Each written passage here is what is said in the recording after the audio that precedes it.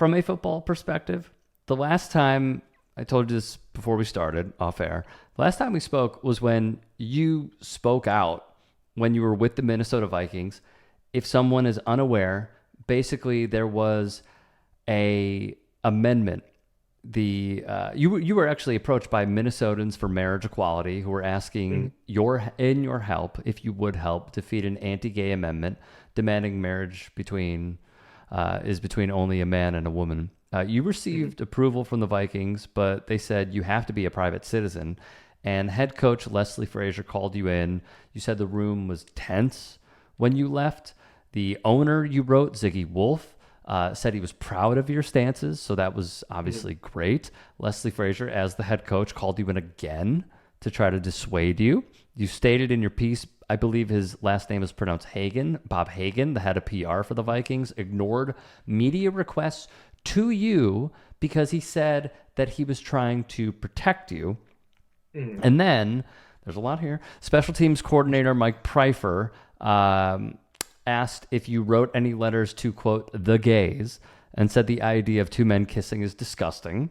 He told you hell awaits you along with, quote, the gays. A separate special teams meeting with Pryfer, per your recollection, stated we should round up all the gays, send them to an island, and nuke it until it glows. You said the room was quiet. He gave you poor scores on your production point sheet, lied to the media that you would not listen to him when he intentionally did not try to have a conversation with you. And Mike Pryfer is currently, I believe, with the North Carolina Tar Heels. So let's start with Pryfer. You stated previously, I believe, that you really hoped he would not be coaching again, and yet he is. What is your reaction to that, and what does that say about pros? I mean, we can call college, pro at this point, pro football circles. Yeah, so that's one where I really hope Mike Prefer has learned his lesson, and because so take it for what it's worth. A random person on Reddit reached out to me and said like they're close to the Prefer family and said that like it really does seem like he's changed his stance on this. I don't know if that's true or not. I really hope it's true because the thing is, I like to believe that people can change. And I mean, I'll be the first to tell you I'm not perfect. Growing up, I used homophobic language, like I used ableist slurs, and I changed, right? Like I made the choice to be a better person. And I really hope that that's the case for Mike Prefer. That being said, what happened at the time obviously was not the right thing to happen. And I stand by everything that I wrote there because that is what happened to me. And so I think it's one of those things where there's always going to be a place in the NFL and in college football for people who have a certain type of political view, but there's never going to be a place for someone who has a different type of political view. You see that happened with Colin Kaepernick. Yes. And you see that happen with Harrison Butker, right? Like the kicker for Kansas City. Mm-hmm. Like the stuff he said about women is abhorrent, right? Like he's basically a Christian nationalist. Yes. But that's the right kind of politics. And so he still has a job. And a lot of it has to do with the fact that the owners in the NFL, for the most part, are people who donated to Trump's campaign and voted for Donald Trump. And they're the ones who signed the checks. So they determine what's allowed and what's not allowed. And until that changes, I don't blame any athlete for not wanting to speak out for progressive causes because they know it could potentially cost them their job. I'm going to ask you about the billionaire class and the owners in a moment. In that piece, guillotines. I'm sorry? Guillotines. Guillotines.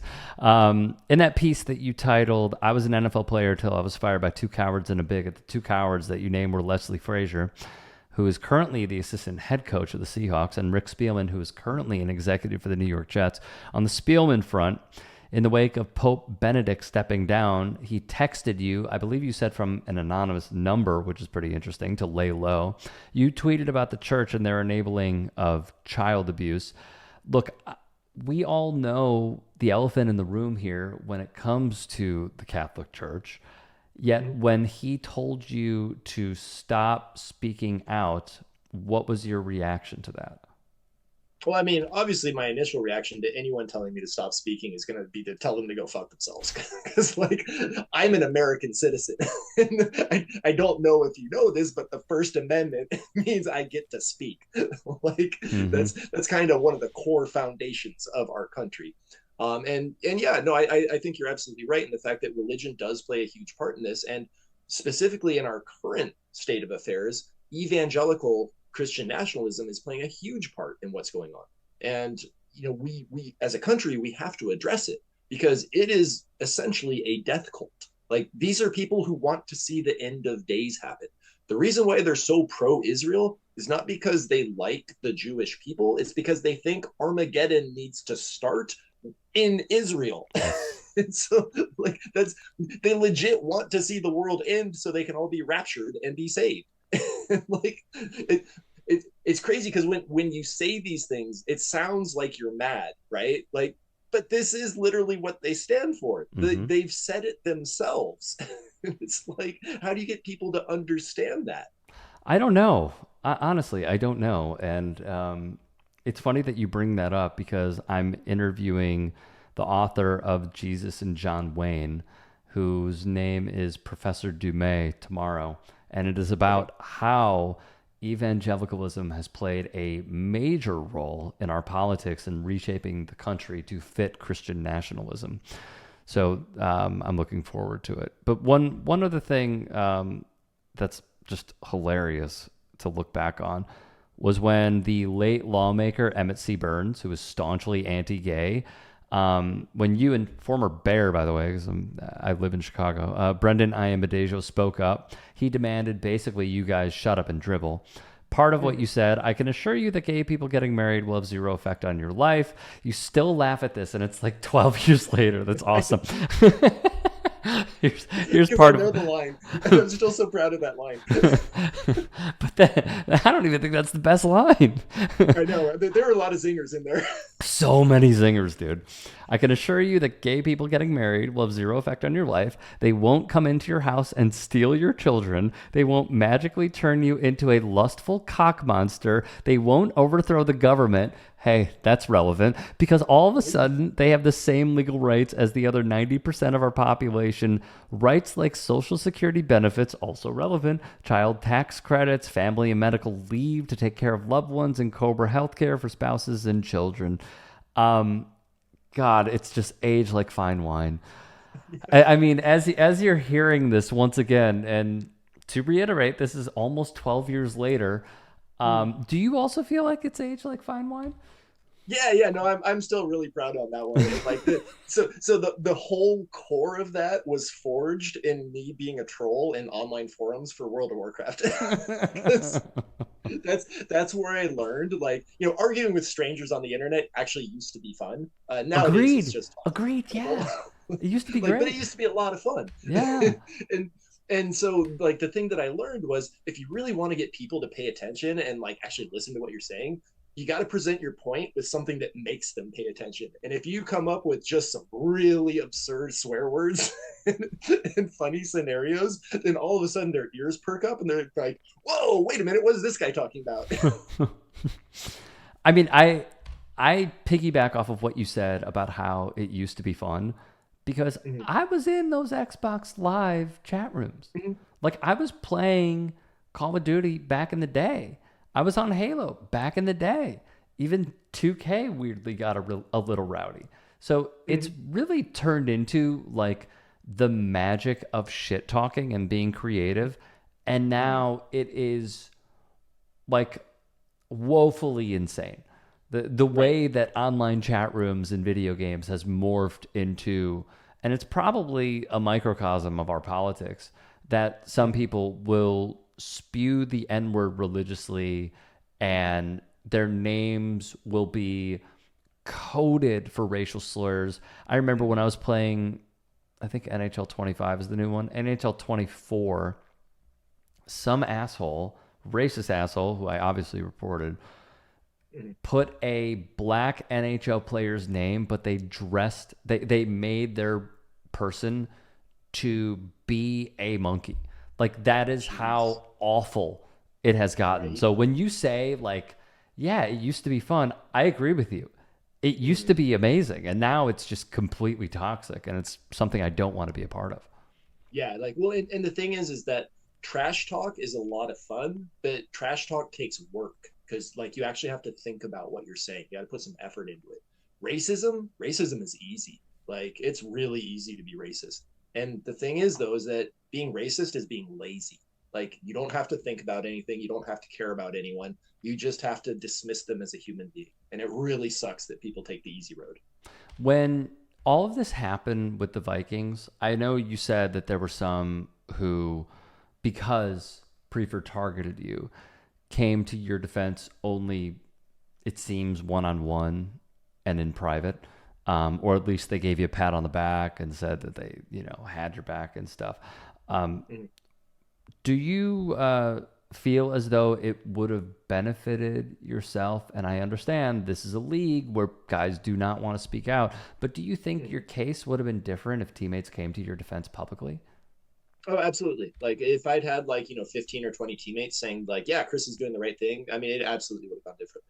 And that's one of the things we have to understand as a nation is that like it can't just be me getting arrested for civil disobedience. Like it can't just be Al Green standing up in the State of the Union and then getting censured. Like every single Democratic official that was in that room should have walked out as soon as they took Al Green out of that room. Mm-hmm.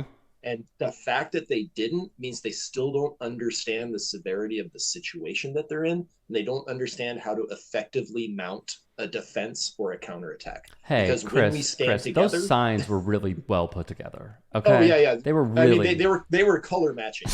Like who can say no to a bunch of people wearing the same color? Clearly, that's going to work. But yeah, no, it's just like if you're going to tell us that this is an existential threat, which it is, you have to act like it's an existential threat, which they're not doing. And so we need a whole bunch of people to stand up together and not just have it be isolated incidents, because that's the only way we're going to get through this with something approaching the idea of America. Yes. And one other thing that really sticks out to me as you were saying that is we were told by the Dems and even Joe Biden that this is a threat. This is a threat to our lives. Mm-hmm. This is a threat to democracy. And then what happens when Trump wins? Oh, you're back. It's great. It's great shaking his hand again. Like, yeah, like what is up with the messaging, man? Like, how do you do this? How do you really say that this guy is going to ruin your lives and then you welcome him with open arms?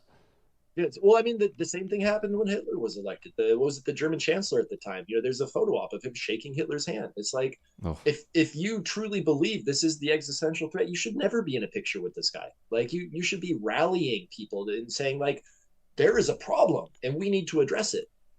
Isn't the elephant in the room money in politics?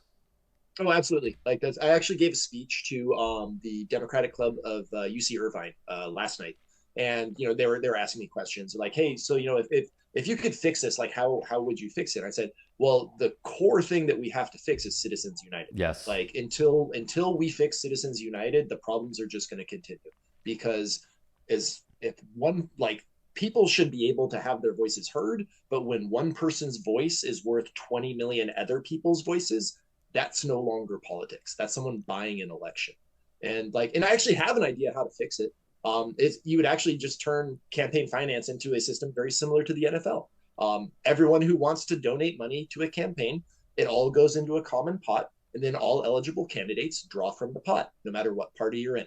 So you don't know whose money you're getting. You just know there's money in the pot. You get your share. I mean, I would love it. Isn't this also a pillar of capitalism, in your opinion?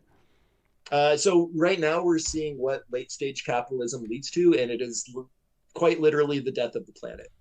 Like it's, just like pure communism doesn't work because human beings are going to human being.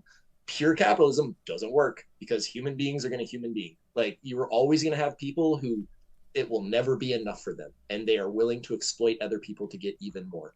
And the fact that over the past month and a half, have you heard anyone talking about climate change, like in a meaningful way, like that this is something we need to address? No, and we didn't even hear it when it came to the Dem debates in past years.